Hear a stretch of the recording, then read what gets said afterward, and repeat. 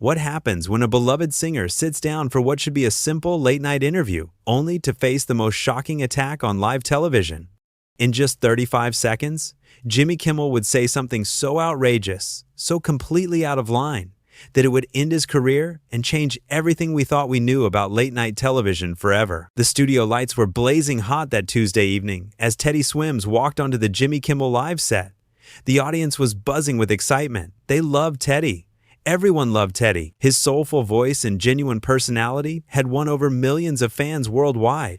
He was riding high on the success of his latest album, and this appearance was supposed to be a celebration of his incredible journey from small-town dreamer to international superstar. Teddy sat down in the guest chair, flashing his warm smile at the crowd.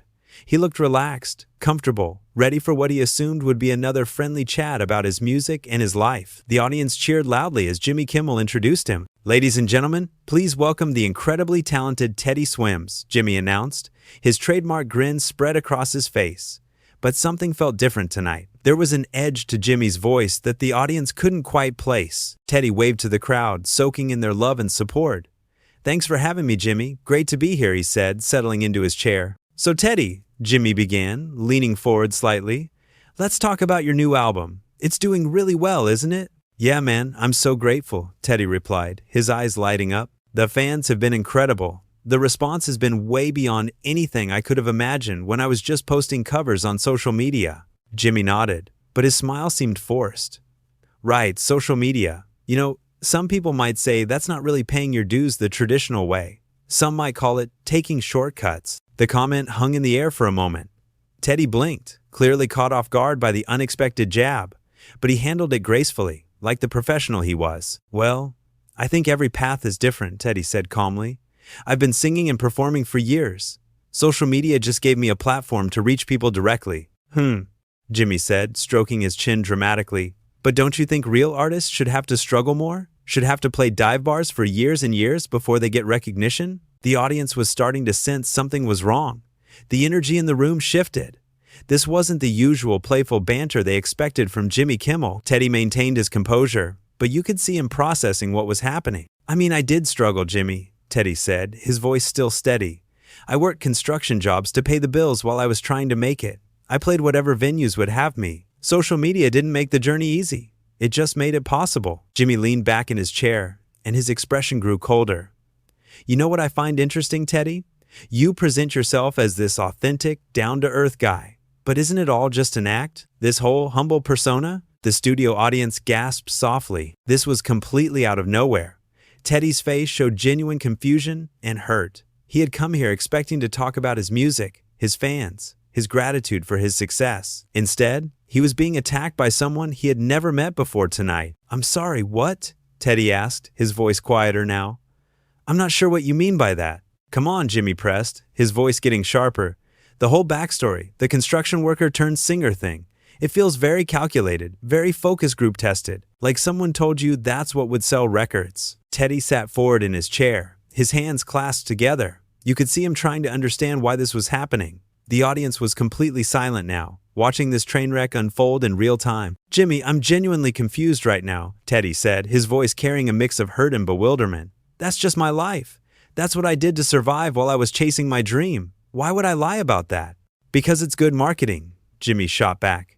"The working class hero angle. It sells. People eat it up." The camera caught Teddy's face in that moment, and viewers at home could see the exact second when his confusion turned to something else.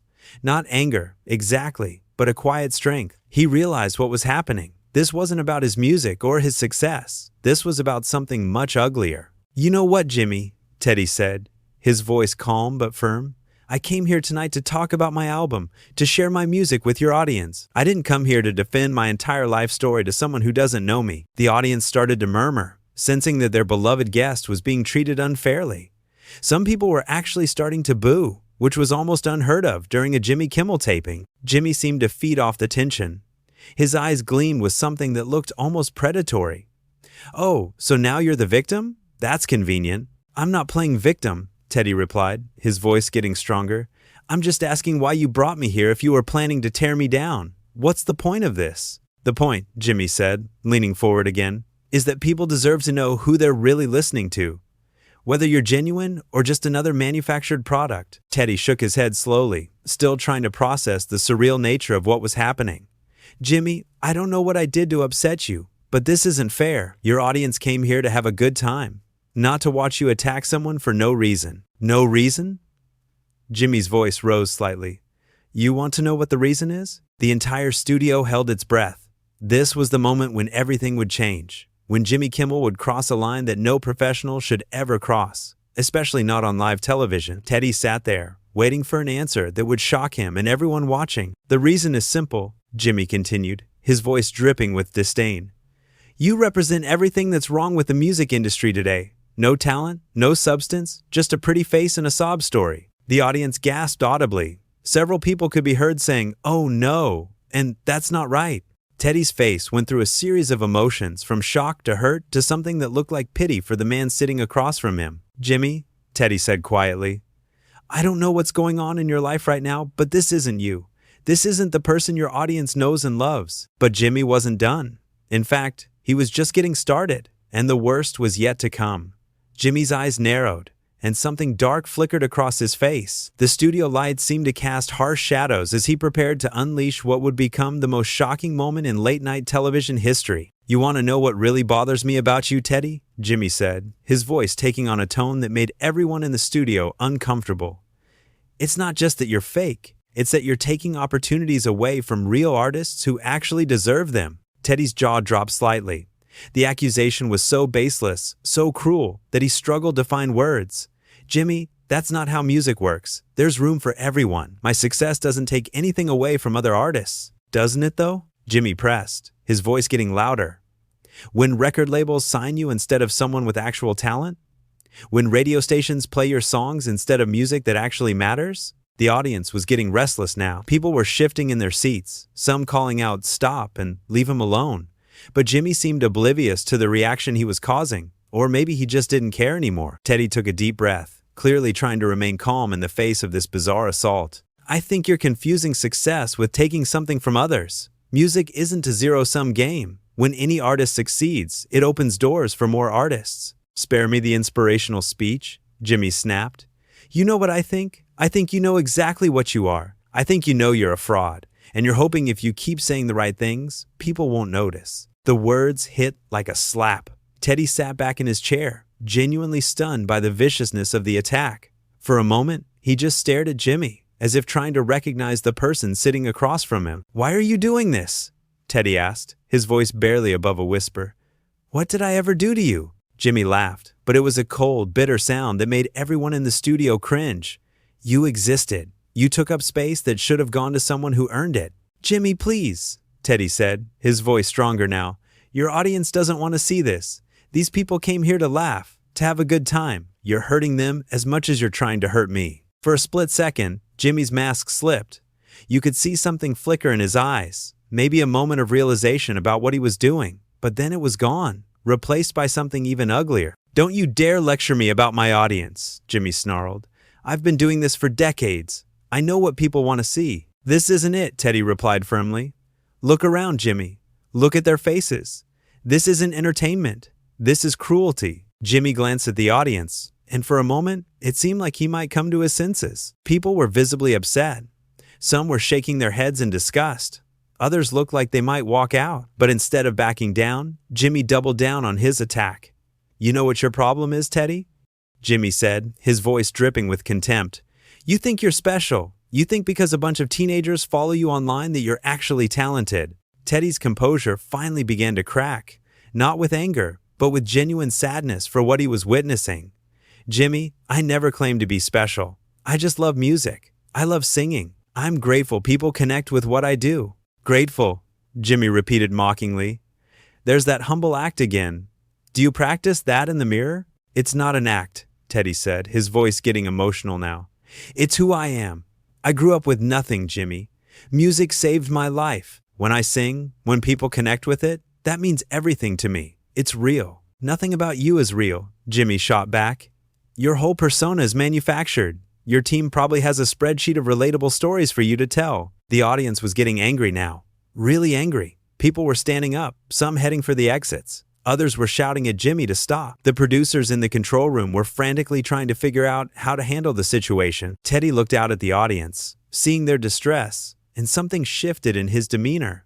He realized that this wasn't just about him anymore. Jimmy was hurting innocent people who had come here for a fun evening out. "Jimmy, I'm going to ask you one more time to stop this," Teddy said, his voice calm but firm. "Not for me, but for them. They don't deserve this." Jimmy's response would be the moment that ended everything. His face twisted into an expression of pure malice, and he leaned forward, ready to deliver the blow that would destroy his own career and shock the world. "You want me to stop?" Jimmy said, his voice low and dangerous. "Fine.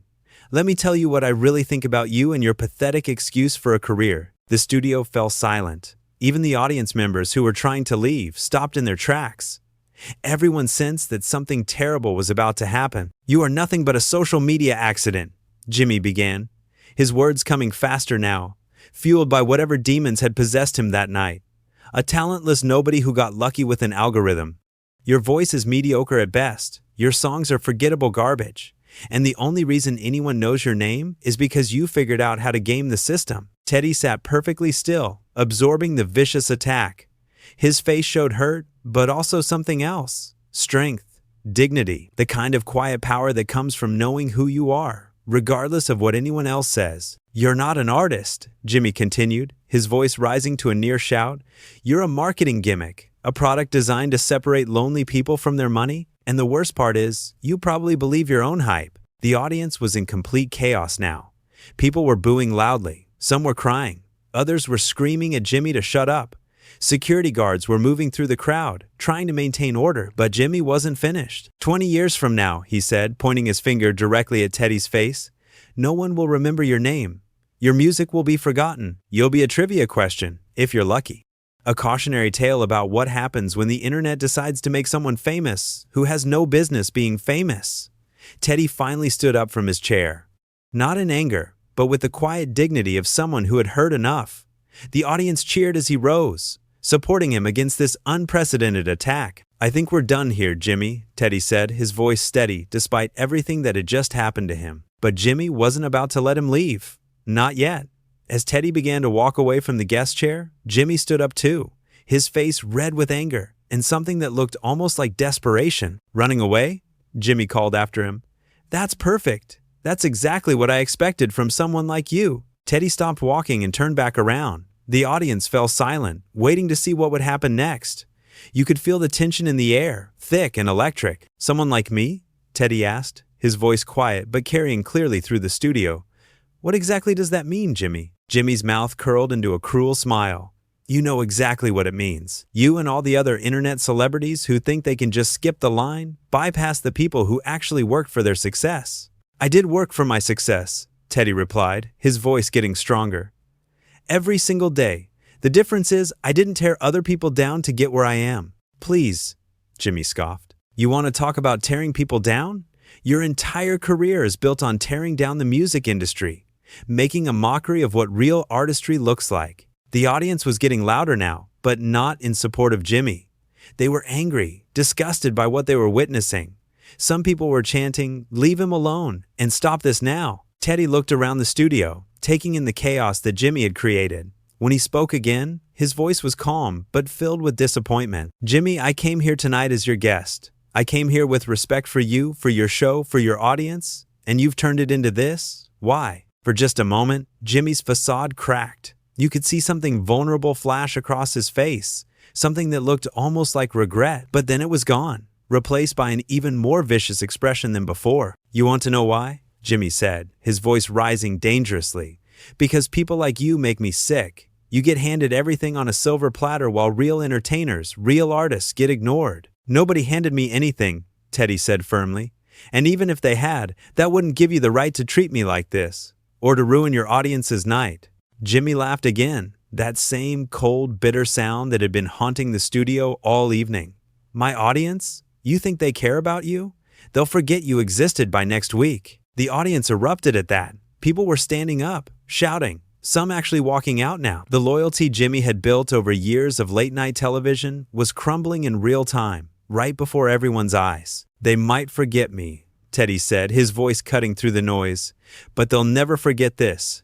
They'll never forget how you made them feel tonight." Those words hit Jimmy like a physical blow. For the first time all evening, he seemed to realize that his actions had consequences beyond just hurting Teddy. He was destroying something much bigger than one guest appearance. But instead of backing down, instead of apologizing, Jimmy chose to go even further over the edge. "You know what?" Jimmy said, his voice shaking with rage. "I'm glad this is happening. I'm glad everyone gets to see what I really think. Because I'm tired of pretending. I'm tired of acting like every talentless hack who walks through that door deserves my respect." Teddy shook his head slowly, looking at Jimmy with what could only be described as pity. "This isn't about me anymore, is it, Jimmy? This is about something else entirely." "Don't you dare psychoanalyze me," Jimmy snapped. "You don't know anything about me or my life." "You're right," Teddy agreed. "I don't know you, but I know this isn't who you really are. The Jimmy Kimmel that people love, that people invite into their homes every night. He wouldn't do this." Jimmy's face contorted with fury. "Maybe that Jimmy Kimmel was the fake one. Maybe this is who I've always been, and I'm just finally being honest about it." The studio was in complete chaos now. Producers were running around frantically. Security guards were trying to calm the audience, and cameras were still rolling, capturing every second of television history being made. Teddy took one last look around the studio, then back at Jimmy. When he spoke, his voice was sad but dignified. "I feel sorry for you, Jimmy. I really do. Because tomorrow morning, you're going to wake up and realize what you've done. You're going to realize that you destroyed something beautiful for no reason at all." "Beautiful?" Jimmy practically screamed. "There's nothing beautiful about fraud. There's nothing beautiful about lies." "I'm not talking about me," Teddy said quietly. "I'm talking about this. Your show, your relationship with your audience, your legacy. You threw it all away tonight. And for what?" Jimmy opened his mouth to respond, but no words came out.